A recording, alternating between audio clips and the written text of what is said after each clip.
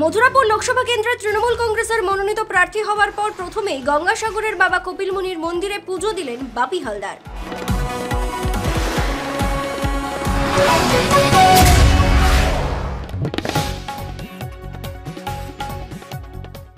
দশই মার্চ রবিবার ব্রিগেডে তৃণমূলের জনগর্জন সভা থেকে 2024 লোকসভা নির্বাচনে 42টি আসনে তৃণমূল কংগ্রেসের প্রার্থী তালিকা ঘোষণা করা হয়েছে। মথুরাপুর লোকসভা কেন্দ্রে তৃণমূলের মনোনীত প্রার্থী হয়েছে বাপি হালদার। প্রার্থী তালিকা ঘোষণার পরেই ব্রিগেড সমাবেশ থেকে সোজা গঙ্গাসাগরের বাবা কপিল মুনির মন্দিরে পুজো দিতে এলেন মথুরাপুর লোকসভা কেন্দ্রের তৃণমূল কংগ্রেসের প্রার্থী বাপি হালদার।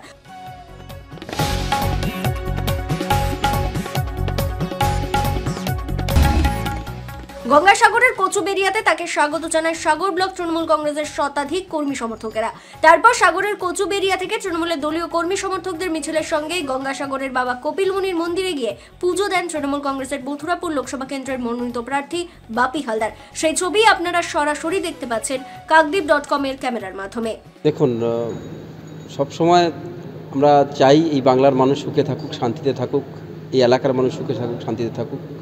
আমরা জানি যে সাংখ্য দর্শন করে আমাদের প্রিয় নেত্রী মমতা বন্দ্যোপাধ্যায় তিনি প্রতিবারেই ইলেকশন লড়েন এবং আমরা মনে করি যেহেতু আমাদের জেলার একেবারে প্রাণকেন্দ্র গঙ্গাসাগর, প্রত্যেকটি বছর প্রায় কয়েক লক্ষ মানুষের এখানে সমাগম হয় এবং যেহেতু একেবারে আমাদের এলাকার, তাই তীর্থস্থান বলতে, তীর্থক্ষেত্র বলতে গঙ্গাসাগরকেই মনে করি আমাদের এলাকার। সুতরাং এখান থেকেই পুজো দিয়ে, এখান থেকে প্রার্থনা করে, এলাকার মানুষের কল্যাণ কামনা করে আজকে আমরা যাত্রা শুরু করলাম।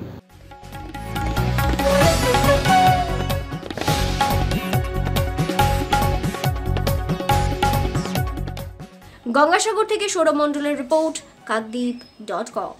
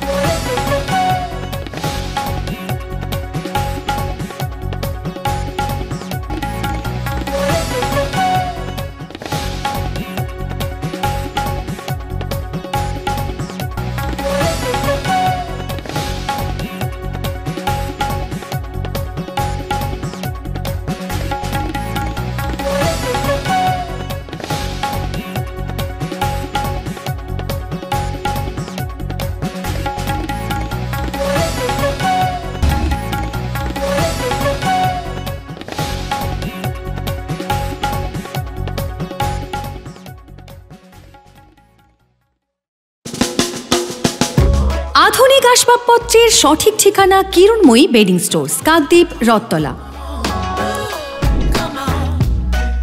মনোরম পরিবেশে চাইনিজ খাবার ও জমিয়ে আড্ডা পারগোলা প্যারাডাইস, অমর টকিজের বিপরীতে।